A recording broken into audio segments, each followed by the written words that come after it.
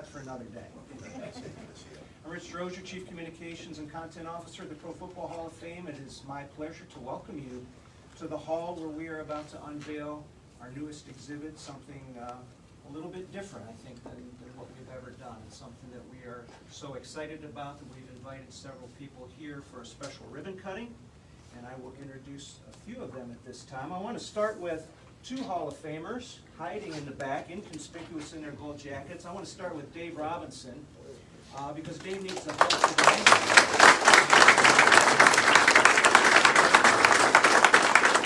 Give Dave a handshake, a pat on the back, or a hug, because he is still commiserating the loss of Penn State last night. We won't say that.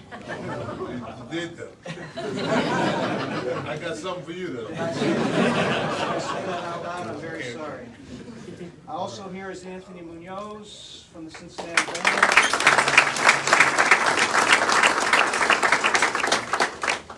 Jim will talk in a moment a little bit about the exhibit, and what is one of the centerpieces of it is the Walter Payton NFL Man of the Year Award. Anthony won that award in 1991. There have been 30 Pro Football Hall of Famers to win the Walter Payton NFL Man of the Year Award. The first being Bart Starr in 1969, who was quarterback with Dave on the Green Bay Packers. I want to thank the media for assembling here today and joining us. I know we have a couple of dignitaries from the area. Commissioner Bill Smith, I believe, is here. Thank you, Bill. The chair of our board of directors, Mr. Ed Roth, is here. A couple of other board members, Mr. Schatz and Ms. Barb Bennett.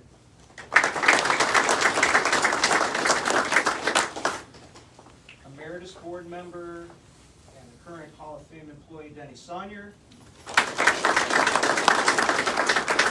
Jim Harris from Altman. We have another special guest from Altman here that Jim will introduce. But it is my pleasure at this time to bring forward to the podium our president and CEO, Mr. Jim Porter.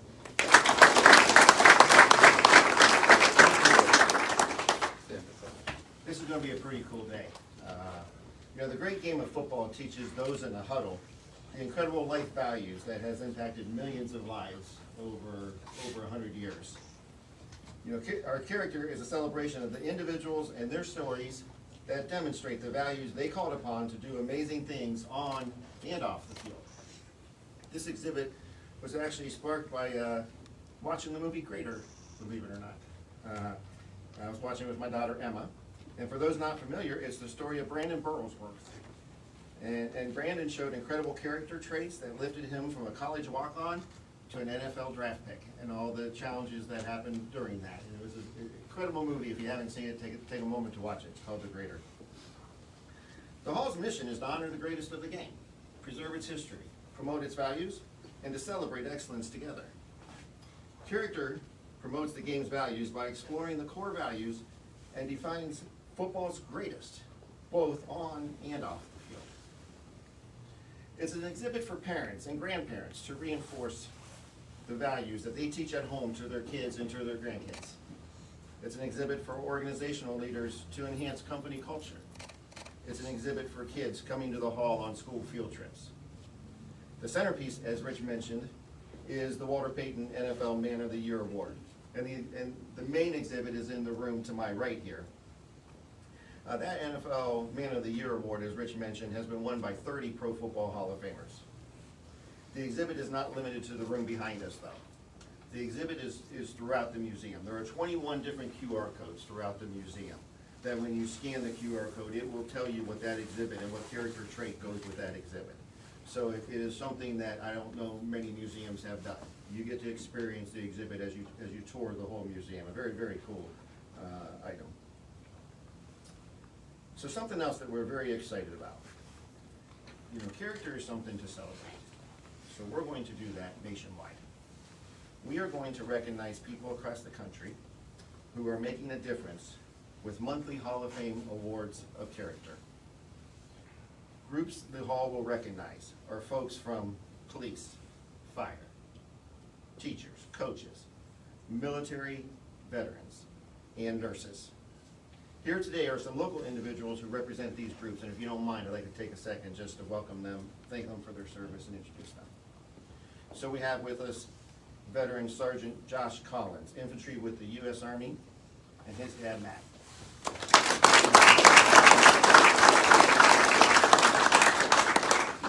Those of us from Ohio know this name, but I'm going to introduce it anyways. But we got legendary high school coach Chuck Kyle with us.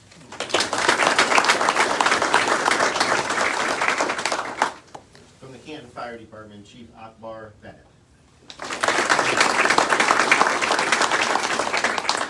From the Canton City Police, Lieutenant Dennis Guerin. We have two Canton City school teachers with us, Desiree Hargrave and Kara Adams.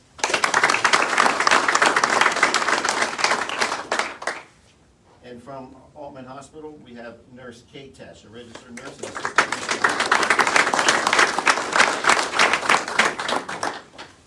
Those are my remarks. We think you'll find this exhibit to be compelling and robust storytelling as you go through it, and we're very excited for all of you to be here, and we're very excited for all of you to experience the exhibit. And once again, it's a year-long temporary exhibit. It will also become part of the regular museum as we move forward with our modernization plan. So once again, thank you all for being here. And Rich, do I hand this back to you at this point? Sure. Coming back to Rich. All right, we would like to formalize the opening with a ribbon cutting that will be done by Mr. Dave Robinson and Anthony Munoz, and a pair of scissors that we have implored that they not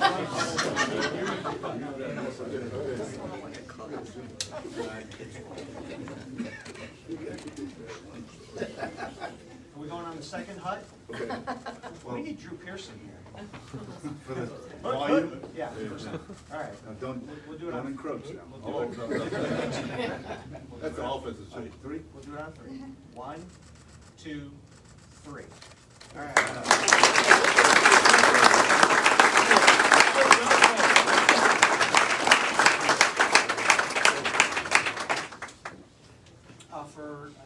I know some of our special guests have been invited to a luncheon and roundtable that will include, and the media as well. Please do join us in the Gold Jacket Lounge for a light lunch and a roundtable that will include Dave Robinson, Anthony Munoz, and Coach Kyle. And they'll talk about some of the ways that character has either influenced their career or how they have tried to impart that on the next generation of young people that they have worked with in the second parts of their career. So thank you very much for coming, and we will invite people to come into the exhibit now. Myself, Museum VP of the Museum and Archives, John Kendall, is hiding somewhere in plain sight.